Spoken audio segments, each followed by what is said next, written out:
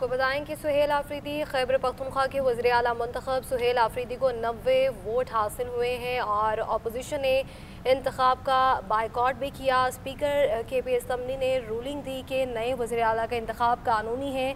आइन के आर्टिकल 138 के तहत गवर्नर की मंजूरी ज़रूरी नहीं।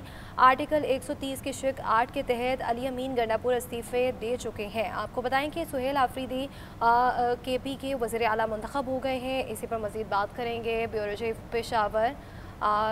आपको बताएं कि सुहेल आफरीदी KP के वज़ीर आला मुंतखब सुहेल आफरीदी हैं और अपोजिशन ने इंतखाब का बाइकआउट किया। स्पीकर KP असम्बली ने रूलिंग दी और इसी पर मज़ीद बात करेंगे सैफ शरानी से। जी सैफ, बताएगा सुहेल आफरीदी वज़ीर आला मुंतखब हो गए हैं।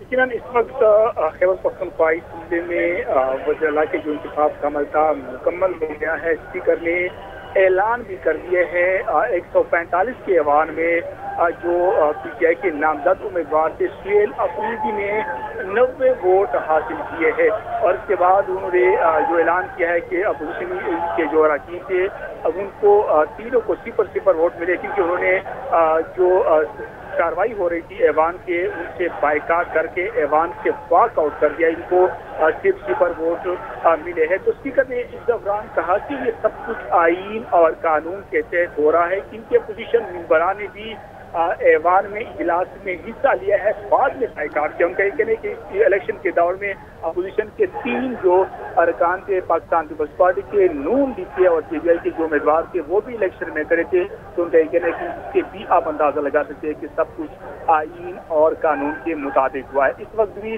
जो मुबारकबाद का सिलसिला है वो जारी है। जो वज़ीर आला है, नए वज़ीर आला सुहेल आफरीदी को जो अरकान असम्बली है वो मुबारकबाद पेश कर रहे हैं। पाकिस्तान तहरीक साहब के जो कारकुनान इस वक्त जो मुख्तलिफ लादमी में मौजूद है वो भी पानी PTI की हक में साथ जो वज़ीर आला खैबर पख्तूनख्वा है उनके लिए नारेबाजी भी कर रहे हैं और इस वक्त जो ऐवान की सफाई है वो मुबारकबाद के लिए रुक गई है। जो नए वज़ीर आला है उनको अरकान मुबारकबाद दे रहे हैं। जी सैफ, ये बताइए गवर्नर हाउस की क्या सूरत हाल है?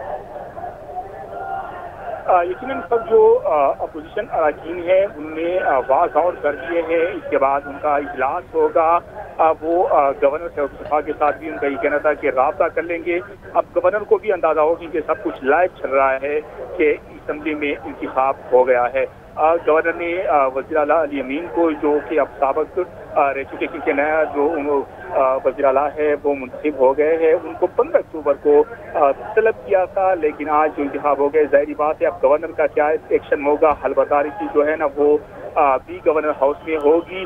अब ये कहना कबल अज़ वक्त होगा कि गवर्नर खैबर पख्तूनख्वा नए वज़ीर आला से हल लेते हैं या उनको भी इसी तरह डिले करेंगे।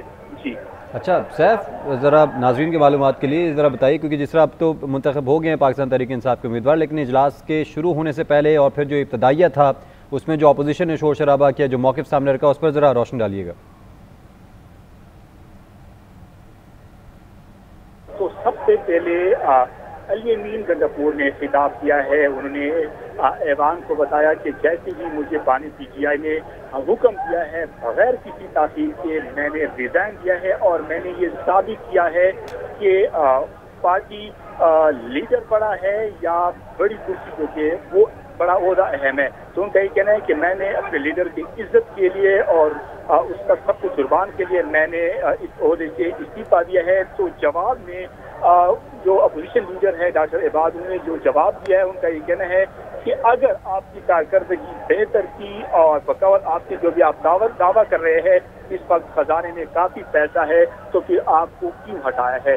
तो जिस पर पाकिस्तान तहरीक इंसाफ के कारकुनान थे उन्होंने भी शदीद नारेबाजी की है और इस दौरान अपोजिशन लीडर डॉक्टर इबाद जो है ना उन्होंने ये भी की है कि गवर्नर ने अली अमीन को 15 अक्टूबर को तलब किया है रिजाइन, जो उन्होंने 2 इस्तीफे उसको मौसूल हो चुकी है। दस्तखत को कंफर्म करने के लिए लिहाजा आप लोगों को क्या जल्दी है, आप अक्सरियत PTI की है तो आप लोग आराम से जो अपना उम्मीदवार है उनको कामयाब कर सकते हैं। हम आप लोग के साथ देंगे। तो जिस पर स्पीकर ने जरूर दी है कि ये बिल्कुल हो नहीं सकता, कहीं पर भी आईन में नहीं लिखा कि स्पीकर जो गवर्नर है वो रिजाइन एक्सेप्ट करेगा।